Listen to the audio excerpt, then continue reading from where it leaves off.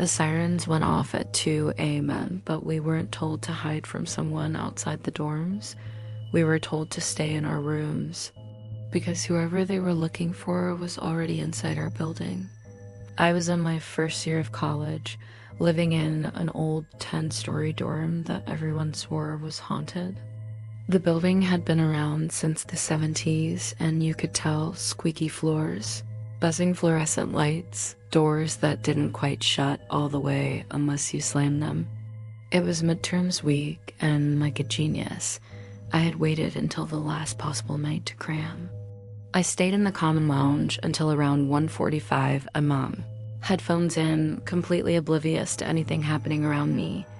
When I finally packed up my stuff and walked back to my room, the entire floor was silent.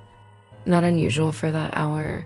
Most people were either asleep or passed out on energy drinks and textbooks.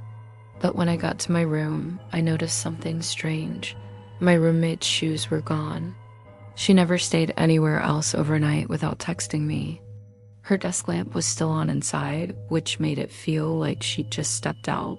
I texted her, "Hey, you coming back soon?" No reply.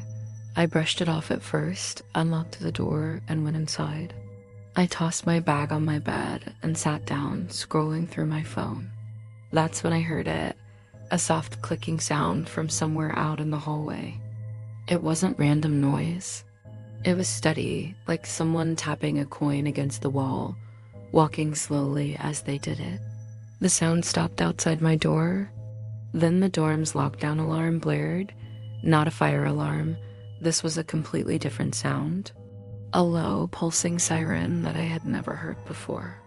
Immediately, the PA system clicked on, "Attention residents. This is a security lockdown. Lock your doors.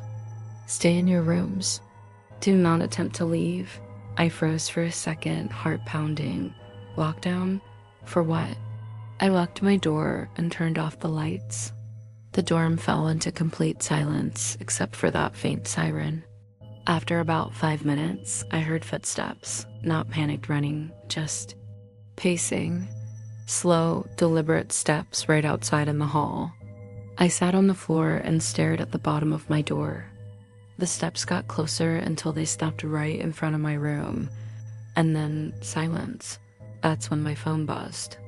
I looked down, expecting it to be my roommate finally texting back. But it wasn't her. It was a number I didn't recognize. And the text just said, "You shouldn't be awake." My stomach dropped. I immediately turned off my phone and set it face down, afraid the glow would give me away. Then knock. 3 slow knocks on my door. I covered my mouth with my hands to muffle my breathing. Whoever it was, they stayed there. I could hear them breathing on the other side of the door. After what felt like forever, the shadow under my door moved away. I thought it was over. Then I heard a sound that made my skin crawl, the sound of a key card being swiped through my door lock. I jumped up and grabbed the door handle, holding it shut with everything I had. The lock clicked, but didn't open because I was holding it.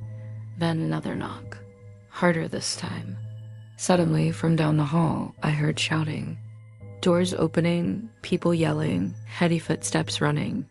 The person outside my door turned and walked away, not running, just calmly walking.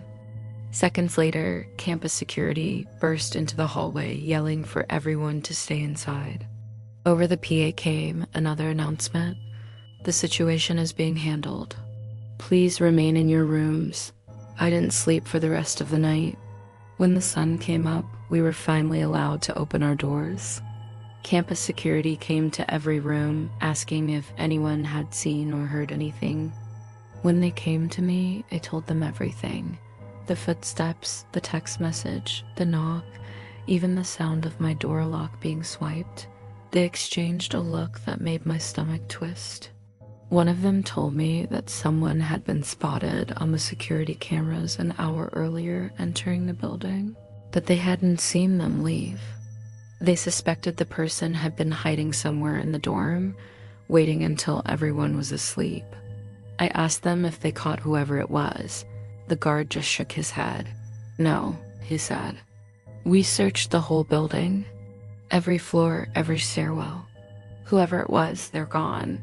For weeks after that, I slept with a chair propped against my door. But the part that still freaks me out, 2 days later, I got another text from that same unknown number. See you next time. Drop a comment and let me know if you liked this story.